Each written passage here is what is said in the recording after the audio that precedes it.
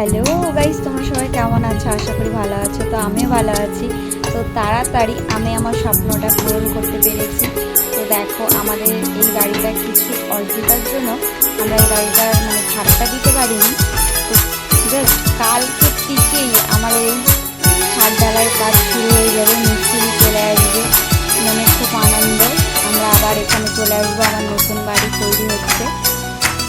এটা হচ্ছে আমার বাড়ির পাশাপাশি একটা कोरे कोरे सपने मेरे बरसों से थे कितने अधूरे, धीरे धीरे रंग सजा के तूने कर दिए उनको पूरे। অনেক দিন হয়ে গেছে, প্রবলেমের জন্য এই ছাদটা দিতে পারছিলাম না।